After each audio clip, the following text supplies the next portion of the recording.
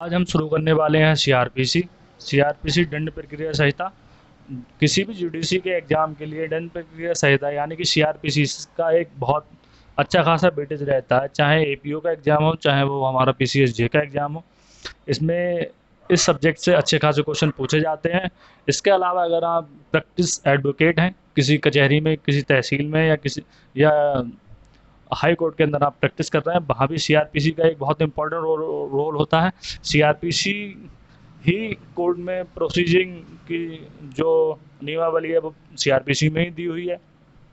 Court का जितना भी प्रोसीडिंग का काम होता है सीआरपीसी के तहत ही होता है। साथ ही साथ जितनी भी कंपटीशन से संबंधित पेपर आते हैं, चाहे वो किसी स्टेट का हो या किसी स्पेसिफिक किसी हाई कोर्ट द्वारा हो, वहाँ भी सीआरपीसी का अच्छा खासा एक वेटेज रहता है। तो इस सब को देखते हुए आज से हम सीआरपीसी शुरू करने वाले हैं।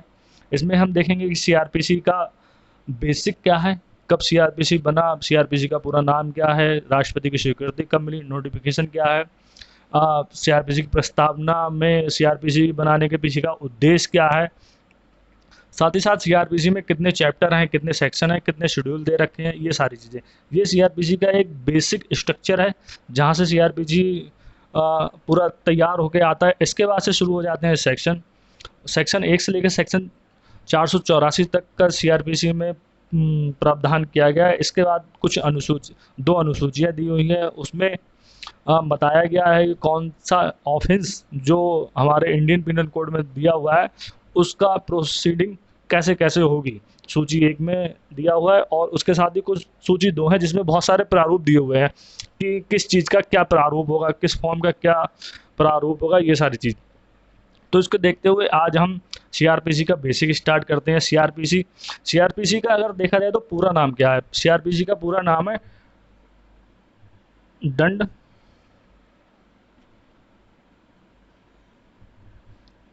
प्रक्रिया संहिता, 1973।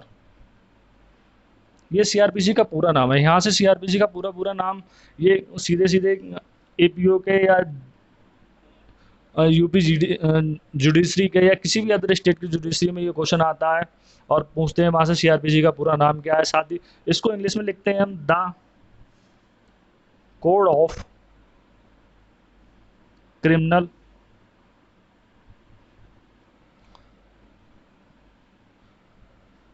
प्रोसीजर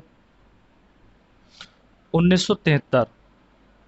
इंग्लिश में जो लोग एग्ज़ाम देते हैं या इंग्लिश में जो लोग प्रिपेयर करते हैं तो इस नाम को कंप्लीट माना जाता है द क्रिमिनल कोड, मतलब दा से ही इस नाम का पूरा होना माना जाता है। हमारे वेर एक्ट में भी the code of criminal procedure 1973 दे रखा है।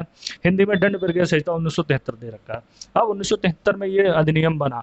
तो ये अधिनियम कब बनकर तैयार हुआ? ये 1974 में पूरा अधिनियम बनकर तैयार हुआ। जब कोई भी अधिनियम किसी डेट में किसी ईयर में बनकर तैयार होता है तो उसमें ये इंपॉर्टेंट बात आ जाती है हमारे जुडिशरी के एग्जाम के लेवल से। क्वेश्चन बनता है कि ये जिस साल में बनकर तैयार हुआ था उस साल में इस अधिनियम का नंबर क्या है। कहने का मतलब ये हो गया कि जैसे ये 1973 में बनना स्टार्ट हुआ तो 1973 में बन के बना और या 1974 तक गया तो दंड प्रक्रिया संहिता हमारा 1974 में कंप्लीट हुआ।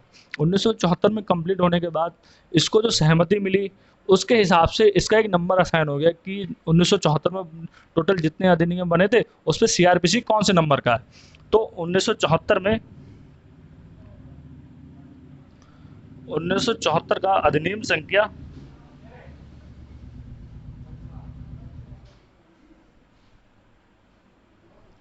संख्या 2 है। मतलब सीधा सा क्वेश्चन आता है कि सीआरपीसी का अधिनियम क्रमांक क्या है। सीआरपीसी का अधिनियम क्रमांक 2 है जो 1974 में बना। अब कोई अधिनियम जब बनकर तैयार हो जाता है उसके लिए राष्ट्रपति की सहमति मिलती है। जब राष्ट्रपति की सहमति मिलती है तब वो अधिनियम बनता है। उससे पहले जो अभी तक मैं शब्द इस्तेमाल कर रहा था अधिनियम, तब तक वो अधिनियम नहीं है, तब तक वो बिल है, वो एक ड्राफ्ट हुआ है। अब जैसे ही राष्ट्रपति की सहमति मिलेगी तब वो अधिनियम बनेगा। तो सीआरपीसी को राष्ट्रपति की जो सहमति मिली है, राष्ट्रपति की सहमति,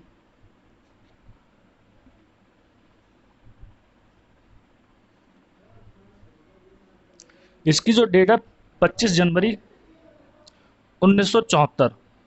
सीआरपीसी को 25 जनवरी 1974 को राष्ट्रपति की सहमति मिली। जब राष्ट्रपति की सहमति मिल गई, अब ये एक कंप्लीट अधिनियम बन चुका है। अब इसको हमें लागू करना है। अब लागू करना है तो लागू करने का एक तरीका है जो हम सरकारी गजट में इसको पब्लिश करेंगे। अब जिस दिन ये सरकारी गजट में पब्लिश हुआ उसी दिन से इसको लागू माना गया। तो इसके सरकारी गजट में पब्लिश होने की डेट, जैसे हम कहते हैं डेट ऑफ नोटिफिकेशन,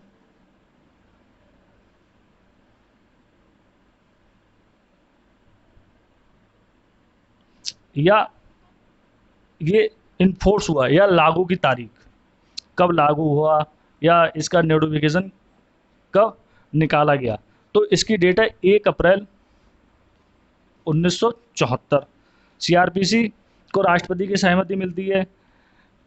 25 जनवरी 1974 को सीआरपीसी को नोटिफाई किया जाता है या लागू किया जाता है 1 अप्रैल 1974 को। अब सीआरपीसी हमारा बन के तैयार भी हो गया। इसका क्रमांक संख्या 2 है। 1974 का क्रमांक नंबर 100 राष्ट्रपति की स्वीकृति मिली 25 जनवरी 1974 को। अब इसका नोटिफिकेशन है, ये लागू भी हो गया। अब कोई भी अधिनियम जब बनता है, जैसे कि हमारा भारतीय संविधान है, भारतीय संविधान बनकर तैयार हुआ तो उसमें भारतीय संविधान में एक प्रस्तावना भी है।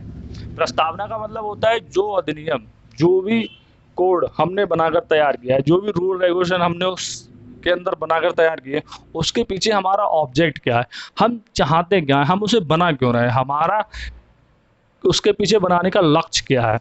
तो सीआरपीसी के पीछे बनाने का लक्ष्य या मोटिव, जिसे हम प्रस्तावना के तहत कहते हैं, तो वो इस प्रकार है।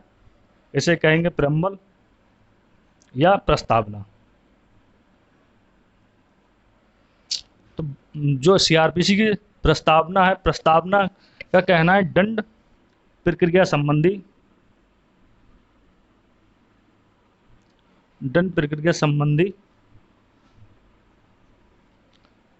विधि का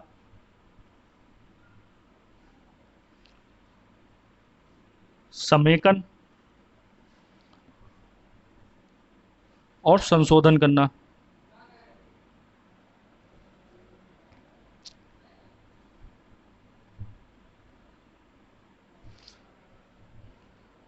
संशोधन करने के लिए है। तो इसमें मेन 2 शब्द हैं, समेकन और संशोधन। कंपटीशन में, किसी भी कंपटीशन में, चाहे आप यूपी एपीओ का दे रहे हो, चाहे बिहार एपीओ का दे रहे हो, चाहे एमपी एडीपीओ का दे रहे हो या उत्तराखंड एपीओ का दे रहे हो, साथ ही साथ किसी भी स्टेट का आप जुडिशरी की तैयारी कर रहे हैं, जी की तैयारी कर रहे हैं, उसमें ये क्वेश्चन बहुत बार बना है कि सीआरपीसी के प्रेमिल में किन शब्दों का प्रयोग किया गया या सीआरपीसी की प्रस्तावना का मतलब क्या है, उद्देश्य क्या है। तो समेकन को इंग्लिश में कहते हैं हम कंसोलिडेशन,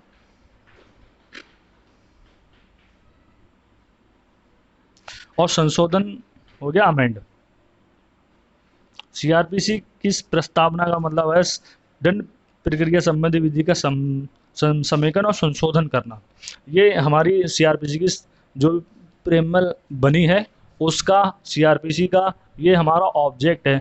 हम दंड प्रक्रिया संबंधी जो भी विधि है उसको समेकन कर सकते हैं, कंसोलिडेट कर सकते हैं, या उसका संशोधन या उसमें अमेंडमेंट भी कर सकते हैं। इतना हमारा ये बेसिक कॉन्सेप्ट के तहत है, इतना हम कर सकते हैं। अब जो सीआरपीसी बनकर तैयार हुआ है उसमें टोटल चैप्टर कितने हैं?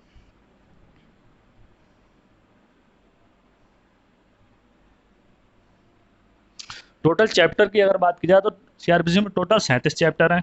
कई बार ये क्वेश्चन बना है सीआरपीसी में टोटल कितने चैप्टर हैं। सीआरपीसी में टोटल सेक्शन कितने हैं? सेक्शन या धाराएं, सीआरपीसी में 484 धाराएं हैं।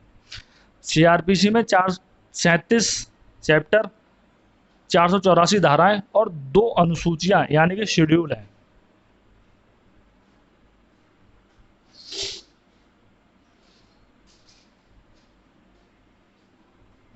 शेड्यूल 2 है। ये इंपॉर्टेंट क्वेश्चन है, यहाँ से कई बार क्वेश्चन पूछा गया है कि सीआरपीसी के अंदर टोटल चैप्टर कितने हैं, टोटल धाराएं कितनी हैं, टोटल अनुसूचियाँ कितनी हैं। यहाँ से क्वेश्चन बार बार आए हैं, लगातार आए हैं। हर छोटे बड़े कंपटीशन में देखने के लिए ये पैट क्वेश्चन है जो मिलता ही मिलता है। इसके बाद एक और इम्पॉर्टेंट फैक्ट आ जाता है, वो ये है कि सीआरपीसी को गणराज्य के कौन से वर्ष संसद द्वारा अधिनियमित किया गया था।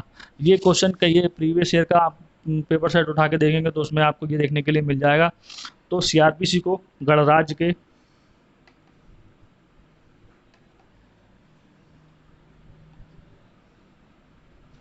24वें वर्ष संसद द्वारा